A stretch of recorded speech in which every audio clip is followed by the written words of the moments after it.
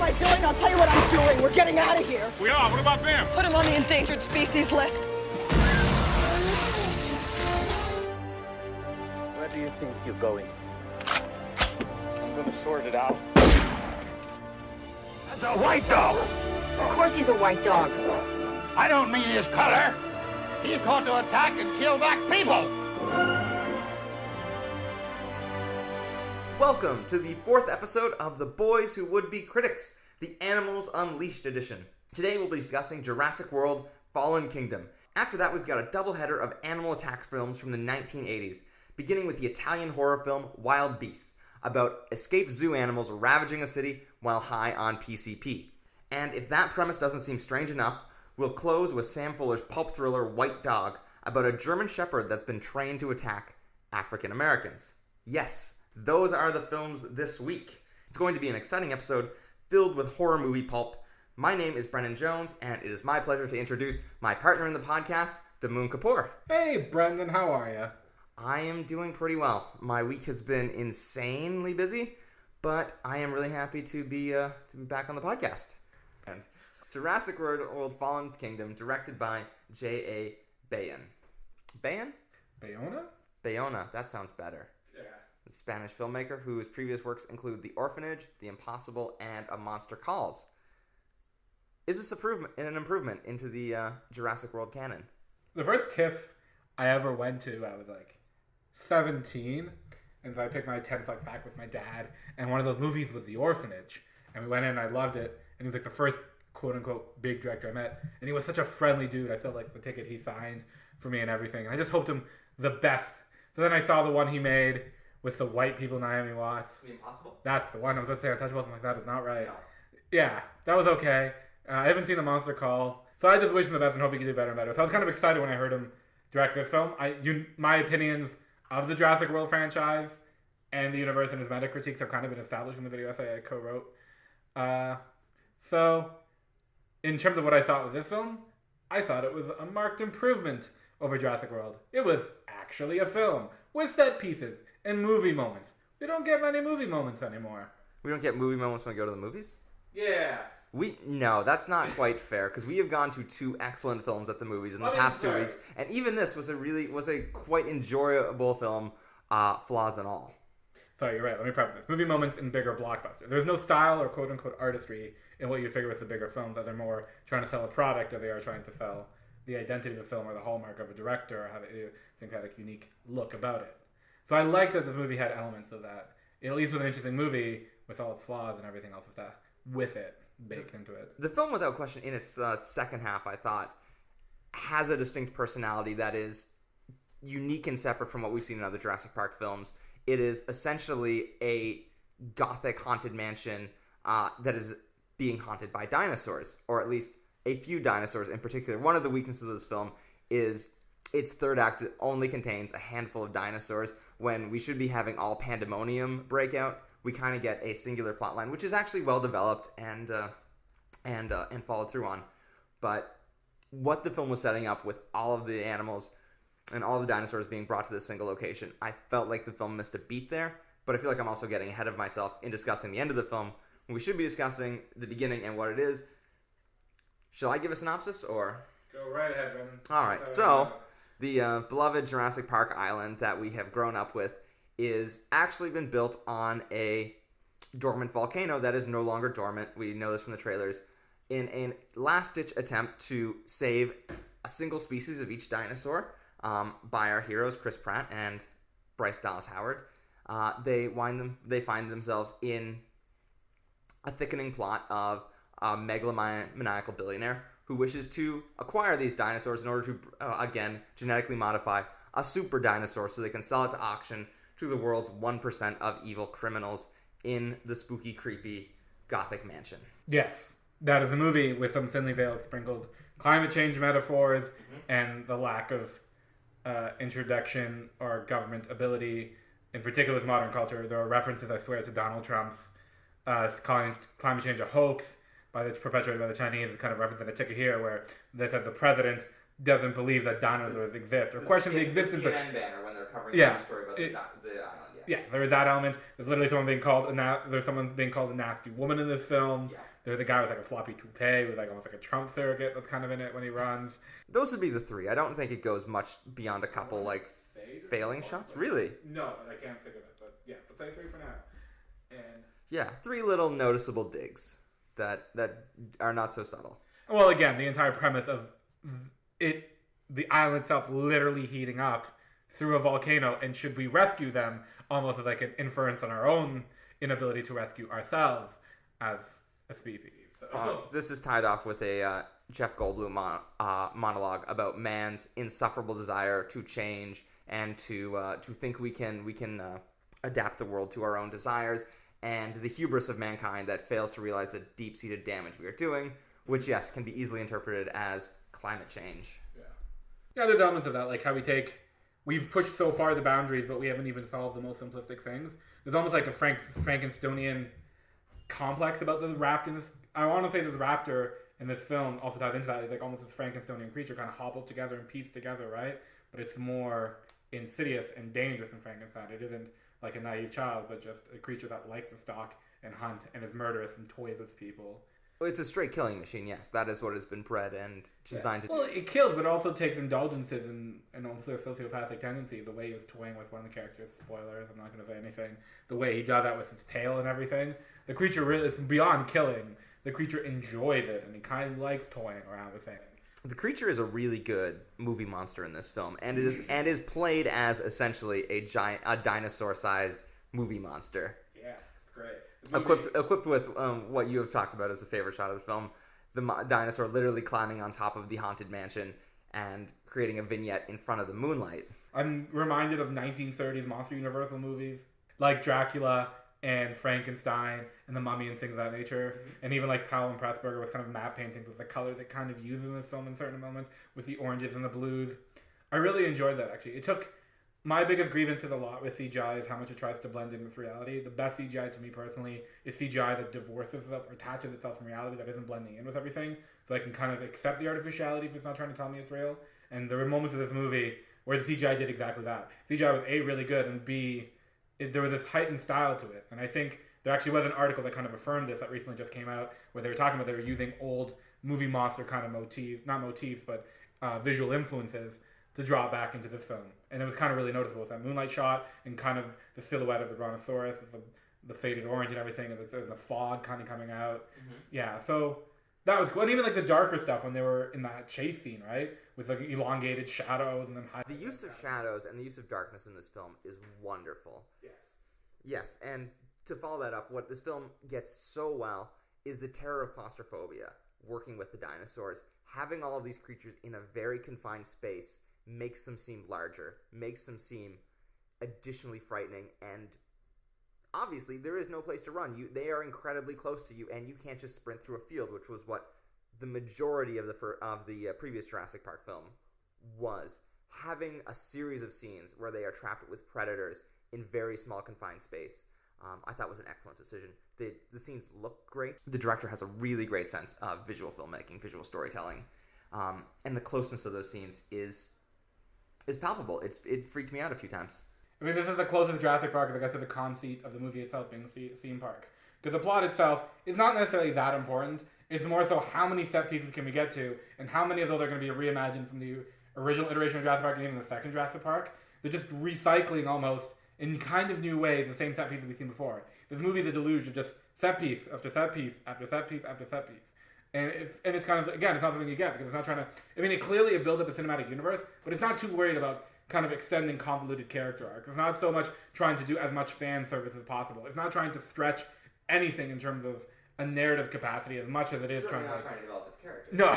It's just being like, okay, here's a spooky dinosaur movie, and let's just do as many dinosaur set pieces as we can, and let's try to shoot it in inventive ways at some points. Like the opening one with the tank, that was great. Yeah. And I thought the other way this movie's going to go, and it dipped a little bit, then it got a little bit better. But again, it's one of those things, and I guess we're going to talk about it, where I think modern film, I'm going to use air quotations that you can't see it, criticism has kind of ruined filmmaking, where you can equate logic or quote-unquote dumb or plot or continuity errors as a fault in the film itself. Like, it's a hindrance towards the film, if that makes sense. This film also, like, in the same vein, almost is not as good as Last Jedi. I'm not even trying to make that comparison, but the same kind of like complaints I think with Last Jedi, where people say it doesn't take it where it's not supposed to be. There's logical errors, there's character errors. It has the same kind of issues I find with the modern movie-going audience, where they're what's the word I'm looking for? They're trying to miscast or misjudge the film based on what the merits they think makes a good movie, and that's not the case.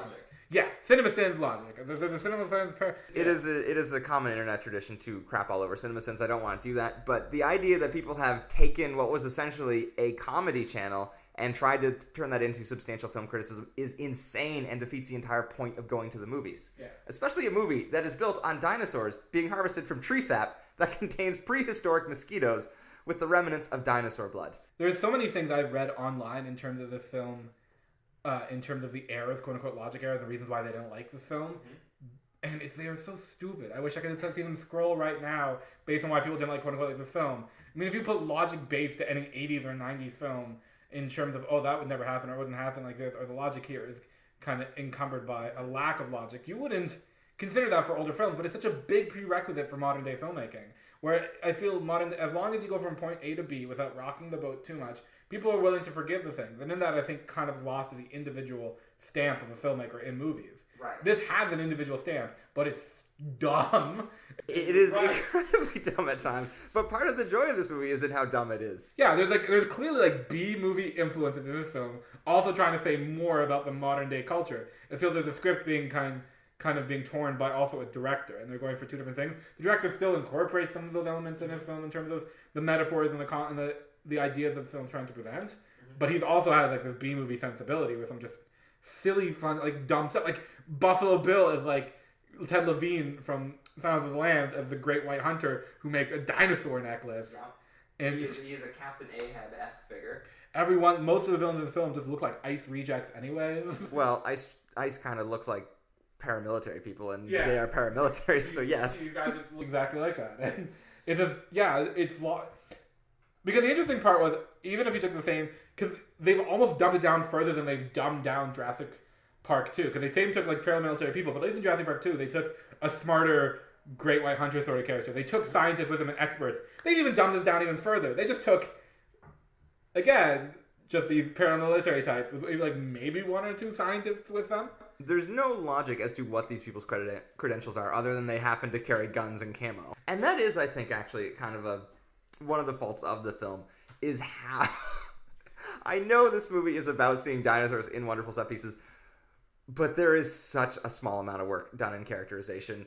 The villains are cardboard. Even our heroes are cardboard. Chris Pratt is still a caricature of this like hyper-masculine Indiana Jones type figure that we got in the first film.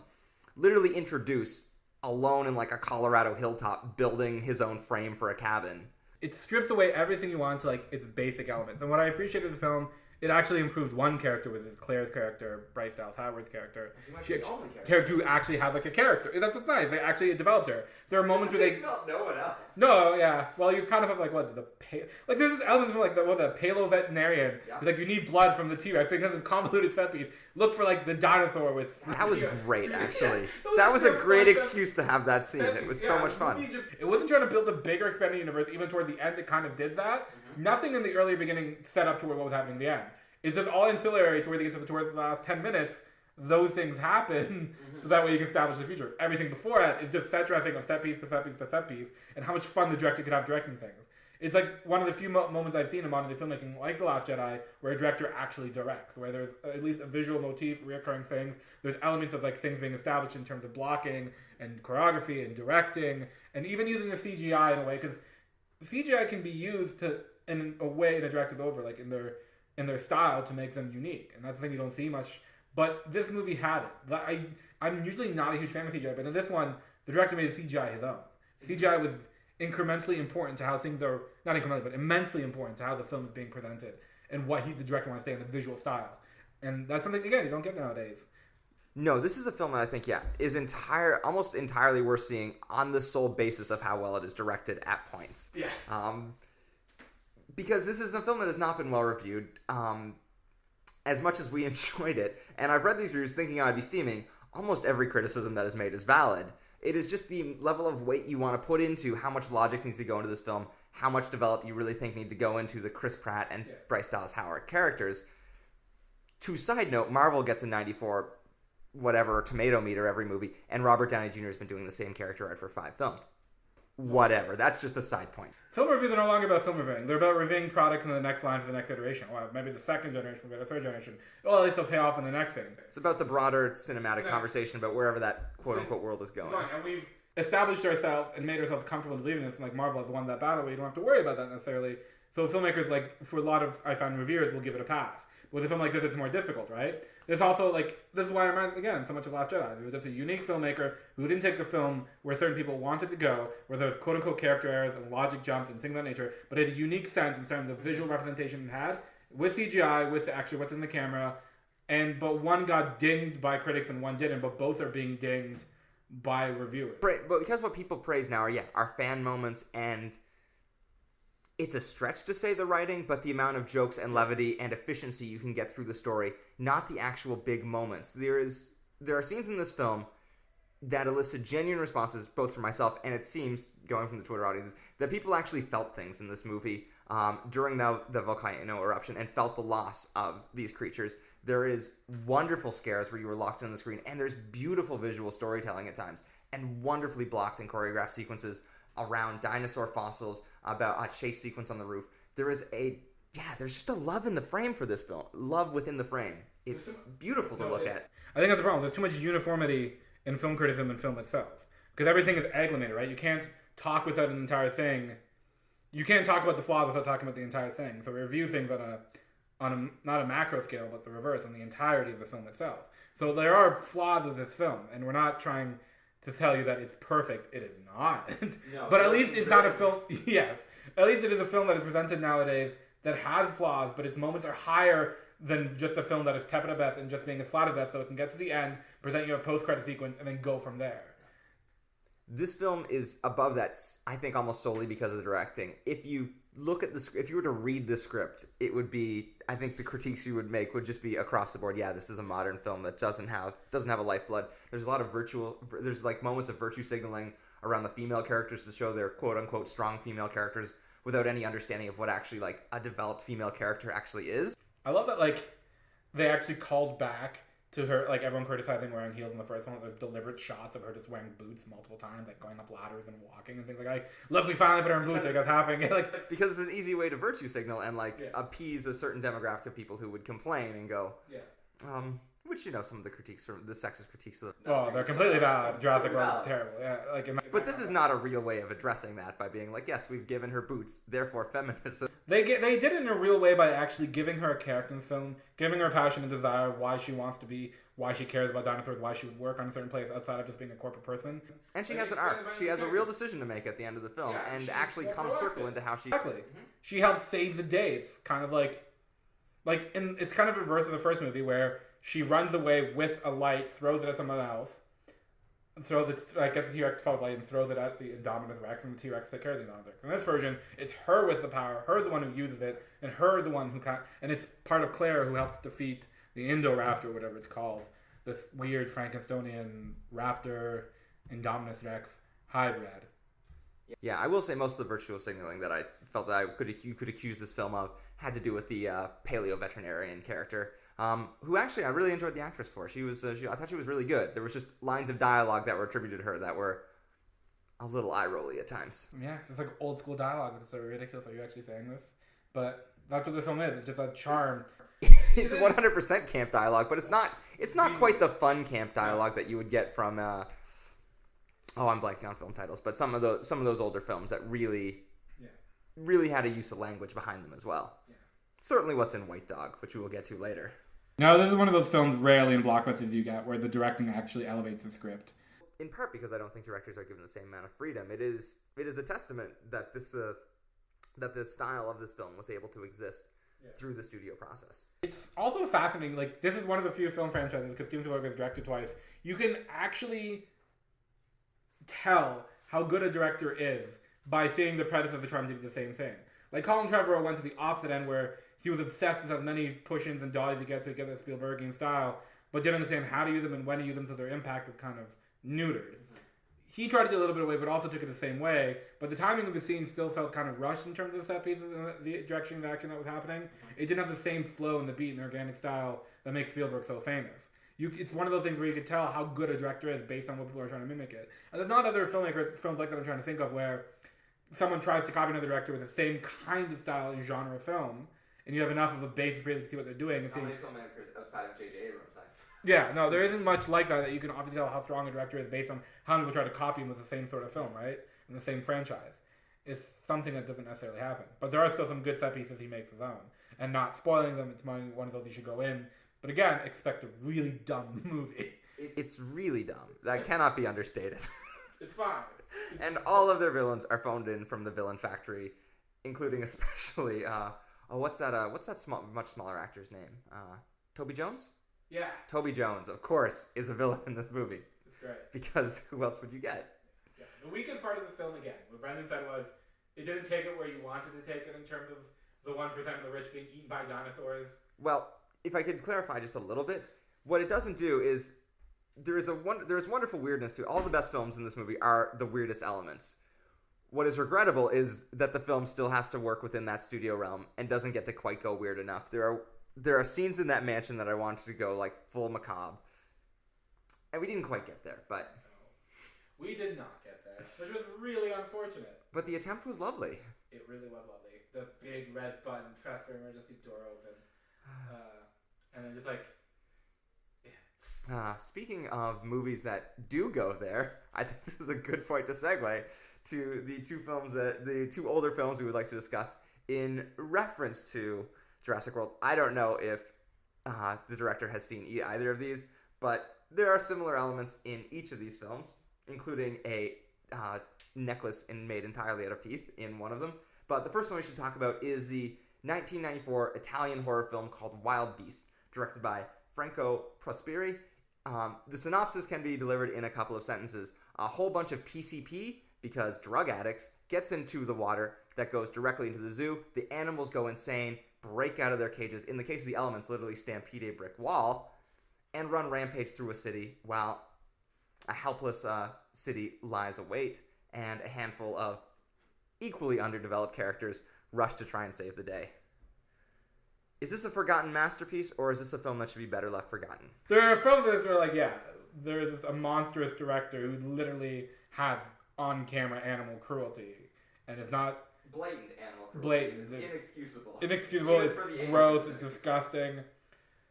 But there are moments in this film I have never seen in any other movie, which I feel like you should just watch it for sequences like, there is legitimately a polar bear chasing kids through a school hallway, and none of it is camera tricks, none of it is cutaways, and none of it is CGI or animatronics. They're legitimately just a polar bear just chasing children. There are cheetahs, actual cheetahs, chasing cars, and tigers on streetcars and subway trams. Things you just don't see. So I feel... Don't see, and probably shouldn't see, because they're not safe to film that way. And even those scenes, which are the more mercifully shot scenes, probably involve a certain amount of animal stress and manipulation. There is an element of sociopathy involved with making a film like this. In part because I think the director is an actual sociopath based on his previous works, but we'll get to those later. If you want to see something you have not seen before, and with kind of a visual style in Acume, he's got an obsession in the film with blinking lights. I think you could play a drinking game in this movie where every time there's a blinking light in the shot. It's how you show technology when you have no money. Exactly. Take a shot. Because I'm pretty sure he just went to the Blinking Light and Christmas Light Emporium and just picked as much things as he could and just strewn them all over the set deck. I would happily let this film be forgotten to history. We have mentioned the excessive animal cruelty that took place in the making of this film. Yeah. Without going into any of the details on it, because why? There is also, equally inexcusable, even for the time, a scene of a young preteen actress who is at least semi-nude in a scene for no reason other than because reasons. I also I don't know if this film really brings you anything that you can't get at another, at a different kind of animal horror movie. You could go see Roar and see probably something with a lot more personality and equal amounts of danger. There were some giallo kind of set pieces with the owls and the blind dude and his dog, which was pretty well done. I'm trying to remember. I think there was another set piece. I couldn't enjoy that one. That was pretty well directed. He at least had a visual style I wanted and knew what he wanted, and he got it out of the scene to like relative success. The cheetah scene was pretty good with her the cheetah chasing after the car. The cheetah scene is probably the cheetah chasing a vehicle is probably the best scene of the film. The polar bear scene I disagree with in some way because there's not a lot of special technique to it. You can get almost the exact same scene in The Great Outdoors where a grizzly bear attacks the house, and it's the same kind of like you have insert shots of the bear when clearly no one's around, and then you cut to a model near the actors, and then you quick cut those enough times that you hopefully don't tell the difference. I can't believe you brought up The Great Outdoors. Great Outdoors has a grizzly bear attack. I know, because when I was younger, once we went to like a cottage, and it was one of the cottages where you had like a couple of VHSs, right? Mm-hmm. And one of the only VHSs there was The Great Outdoors. Of course it was. And my brother was just obsessed with watching that movie over and over and over again. So I remember that grizzly bear just coming in and crushing John Candy. Yep. I actually think I like that scene more because he jumps up and down on what is clearly an inflated John Candy doll. And I don't think any animals were killed or injured or harmed at all in the making of that film. No. There are no child actors that are nude. No. Franco Prosperi is to misremember a Roger Ebert quote. If films are a device from a tool for empathy, I think his legacy is essentially what you get when you have a man who has no empathy working in film. His previous works essentially were what became known as Mondo movies, which was himself and an Italian partner that would just go to low-income and developing countries and hire poor people to do extremely exploitive and dangerous things so they could capture the quote-unquote horror of it on camera and then blatantly misrepresent the facts of what they were staging as documentaries that couldn't be fact-checked because this was the 70s and 80s, one of which is literally a romanticization of apartheid in Africa about what happens when the British colonials leave and all the savage Africans are left to themselves. That involved footage of an actual elephant being killed. I see no reason for this man's work to be remembered, even with Wild Beast being his tamest of work, probably. It is his only quote-unquote non-fiction film. And that criticism is separate and sideways from what is in Wild Beasts itself. No, that's fair. But my gosh, the legacy of this man. The only person I can find anywhere to say a good thing about him is, ironically enough, Nicole Wyndon Ruffin, the director of Drive, which perhaps says a little bit about his own sensibilities. To call a film that just hired a bunch of impoverished Haitians to be locked in cages, have like gruel thrown at them, and hung upside down for hours in the sunlight, and say the borders on controversial, shows a disturbed lack of empathy from someone whose medium is film. No, he definitely is a monstrous individual. You're not going to gain anything cinematically, you're right, from him. The only thing you'll gain from the film is maybe one or two interesting films that are done better than from Mario Bava or Dario Argento, or just things you would not see in films.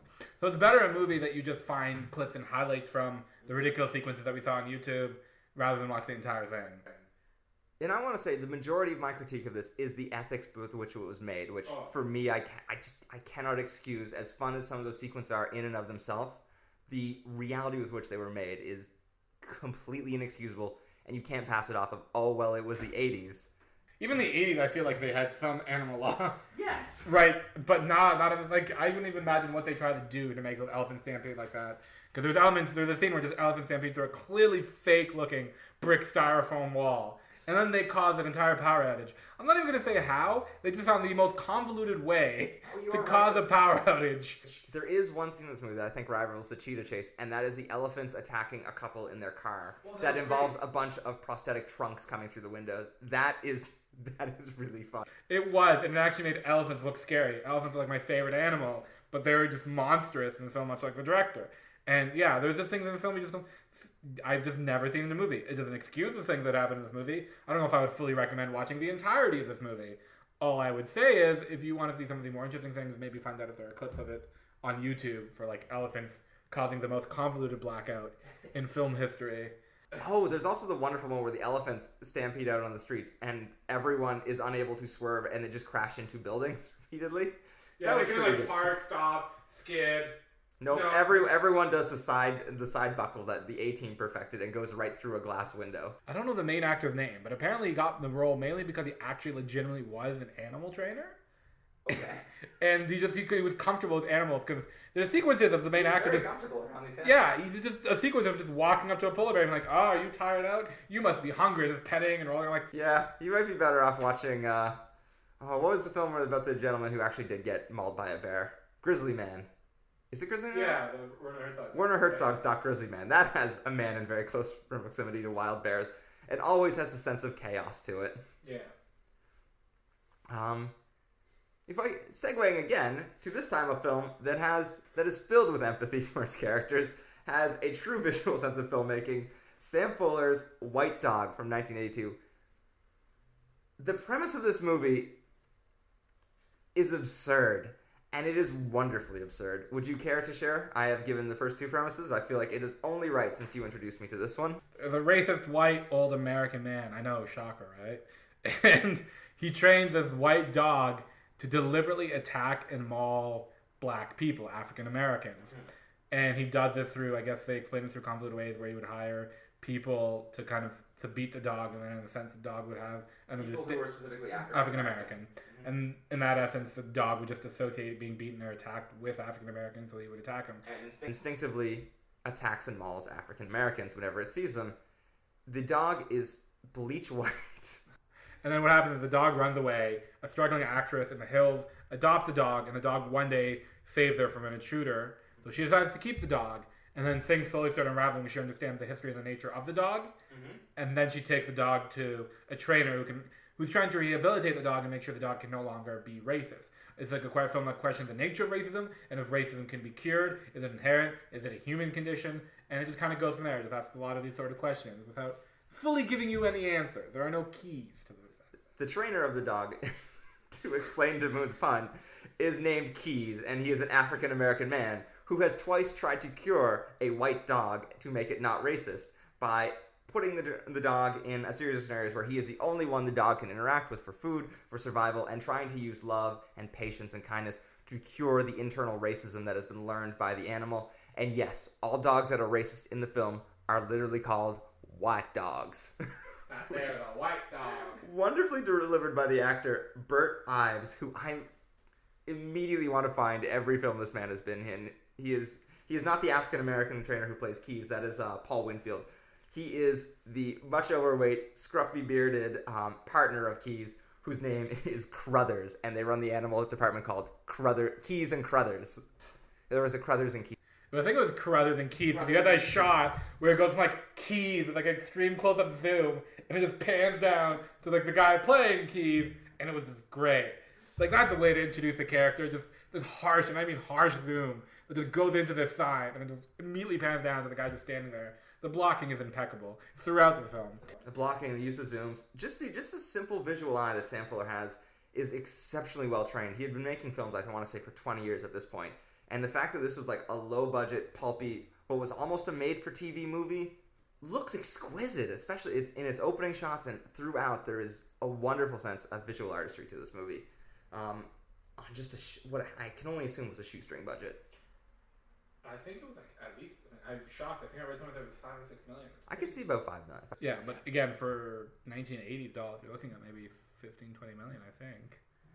So it's a little more than I would think. And yeah, Burl Ives, weirdly enough, is known as to be a folk singer that kind of popularized folk, and he's known for Broadway and musical stuff. But somehow, randomly, yeah, in this film as an animal trainer, there's also sequences of lions in this film as well being trained. And this film clearly had a better visual eye and had a better understanding of its blocking and sequences. There's just some impeccable film moments in here where you have to have an innate understanding of 3D space. Again, I keep harping this idea of 3D space. It's something we don't necessarily get anymore, where a camera will start somewhere and you understand, if you close your eyes as a director, where the camera should end. And the camera just follows it through a series of pans, whips, zooms, that may look simplistic, but when you really step back and process it, you understand how difficult it would be. And the film is filled with camera moments like that, where there's a dynamic, kinetic energy to the things being presented. Yeah. And yeah, I think Sam Fuller did start off as like a documentary filmmaker, so he was very run and gun, and he took that sensibility to the film. There's a lot of a journalist before that. Exactly. So there's a lot of these sequences that kind of take those elements of filmmaking and present it in a more narrative cinema. Yeah. There's just a lot. Like what I loved about this film, and one thing I loved is his use of close-ups, not close-ups, sorry, over-the-shoulder shots were fascinating. He presented over-the-shoulder shots in a way I haven't seen in a lot of films where it wasn't the traditional just kind of L shape, like just a part of the shoulder and the head. Used either more of the head or less of the head, or full on just right behind the character. None of the over shoulder starts, the stand over shoulder shots you got. It's kind of like this objective view where you're kind of looking back and looking down on the situation that's kind of presiding. You're almost judging the circumstances that have unfolded, both of probably American culture and the elements of what's happening with this dog. And the reason those shots work is because, unlike Wild Beasts, this is a film that has, not to say that every pulp film about animals needs to have like a anchoring central theme, but this film certainly has an idea at its core. It has a dog that is literally the personification of a society's hatred and racism and the viciousness of it. And while it essentially presents the idea that racism is learned, which is a topic that couldn't be disagreed about. No, the end A is filmed incredibly well for a B movie. It is an amazing ending. And B, Ennio Morricone, the very famous composer who did The Good, Bad, and the Ugly and Once Time in the West and The Untouchables and just about everything and anything that kind of has a theme from Old West and you kind of can attune to him. He has this beautiful little haunting melody throughout the film that's kind of referenced throughout and repeated throughout, and it's kind of brought toward the end as well. And this is such a gorgeous ending between a bunch of slow-mos, slow zooms, like shots that are far away and they're kind of flattened. I just love that ending. And yeah, the ending doesn't present you a clean, concise answer to the question of the ills of society. It doesn't present a definitive ending. There is just something there that still hangs, and it's almost a pessimistic view. Absolutely. And you're right to bring up the score, because one of the things that music can do so beautifully in a film is you can get a score like this that feels so peaceful and innocent and melodic at the beginning of the film. And I don't know if there is a single key change or progression that the score goes throughout, but it seems like almost the exact same melody, and it has an entirely different weight when it plays at the end. It is haunting and somber and chilling. It's like the Khrushchev effect, but for music, where you put it into a different sequence and have a different representation. Absolutely. Many times you see it over and over and over again, and Morricone is really good at that. He also does music for the singing, strangely enough. Yeah. No, it is a recurring technique of stage musicals as well, to play a single chord progression, recurring motifs throughout a story, and by the end, it fills you with, those chords mean something different by the end. I think it almost might be worth pulling back from this film, because this is a film that was made in 1982, was originally set to be developed in the 70s, had clearly a troubled production schedule, had a troubled chance of getting off the ground. There was a time when even when Roman Polanski was attached to the film at one point. Eventually landed with Sam Fuller, and it was a film made outside of its time in a lot of ways, to the point where what might have been like an easy sell in the 1970s, when films were openly much more controversial, openly much more against the system. This film landed in 1982 and received threats of a boycott from the NAACP, even though it had two representatives throughout the production watching, trying to make sure that it was presenting the material in a way that wouldn't be just openly offensive and disturbing to viewers. It is disturbing, but not because it's offensive. The attack sequences are terrifying, in particular when that music's playing over. The dogs they casted have these incredibly vicious, disgusting jowls that just kind of hang down. They're probably the scariest dogs I have seen on film. The way they film these dogs. There's a sequence where the dog attacks someone in a church, and it's just an incredibly well done set piece for a B movie. The way everything is staged and everything, and the timing and the blocking of it, and the guy trying to find sanctuary and not finding it in the church from this dog, and just the weight it has in terms of American history, that sort of stuff. And the attack is off camera, so you are seeing essentially with a pan through the church with the hearing of the teeth and the attack. Yeah. And all I could think of through that film was the history of what the church has meant in the civil rights movement. That it was a bastion of sanctuary for African Americans where they would seek refuge and community. And so recurringly a point of attack through bombings, through burnings, and even to this day when we have just recently one of the most vicious mass shootings in a country that has many mass shootings that took place by a white supremacist in an African American church. The history and the subject matter of this film are alive and with us today, which adds an additional level of discomfort to watching it. Oh, it's an ingenious premise when you take just the conceit of idea and you take it into the most loyal and affable and trainable animal. It's fascinating, and the way the film presents it is unique to and of itself. And it's not a droid in the way it presents things. It doesn't present things in a clean and concise manner. It doesn't give you a good ending. It's very much American culture. You literally, it's one of the few films I can think of where racism in and of itself is this character, is this white dog. It's worth making clear. Yeah, so the dog in itself is not a metaphor for a racist person. It is a metaphor for a society that is built foundationally on racism, and here we are to this day, watching a country that cannot recover from it. That history is still alive. It has not been retrained. It has not been unlearned. It is ripping families apart at the border. It is putting people into cages. And today it's supporting Supreme Court justices. I'm in a bit of a cynical mood about the nature of our future. Yeah. But it's interesting. They keep putting this dog in almost this gladiatorial cage, and you wonder what the metaphor, the idea behind it is. It's almost like a spectacle that you have this dog and present it, almost bring into like entertainment culture with an American culture where they kind of take advantage or they bring elements of racism. The culture is so baked with both entertainment and racism, and sometimes those things coalesce with minstrel shows and things like that and stereotypes. But yeah, the dog is presented almost as entertainment kind of circle sort of thing. And I found that fascinating as well. There was almost this element of voyeurism where the camera's really high up looking down. It's almost like a television and again, being built in the 80s, and a film like this in the 80s where that internet industry kind of really took off, and the idea of marketing and all that. So I found that really cool about the film as well. I never pulled that from the cage, which practically serves the purpose of keeping the dog from escaping. Yeah, but the way that you can put the dog in any cage, the fact that you put it almost on this bird, this canary, this gladiatorial thing, right? It just like this circles. Yeah, it is. Yeah. And that was really cool. And also, the sequence where he's like slowly revealing his shirt to the dog and getting the dog to associate black skin with positivity. Again, this gets back slightly to the conversation about Jurassic World, which was the joy of when a film doesn't shave off the weird edges. The fact that there is a scene where the character is literally lifting up his shirt slowly to a dog, and the dog is barking, is incredibly silly and comical. But it's still passive. It totally makes sense in the course of the film. Yeah. But it is exactly the kind of scene you could just see a studio looking at and be like, no, cut that. That can't go.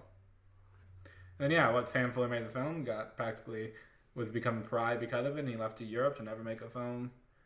Never to make an American film, yeah. Never make an American film afterwards. The film did not get a theatrical screening until 1991 in New York when it was a hit at that single theater and ran for weeks. It did come at the wrong time. I could see them remaking a film like this. Like, it makes a lot. I think Jordan Peele's got a draft on his desk somewhere. It would make a lot of sense. You get either someone like him or McQueen directing it. Yeah, it's the type of thing I can see them reappropriating, and it should have an African American director behind it. So, yeah, maybe, I don't know. It certainly feels sadly relevant to this day. Maybe, I don't know. It certainly feels sadly relevant to this day. Too relevant, too sad. All of it is too relevant.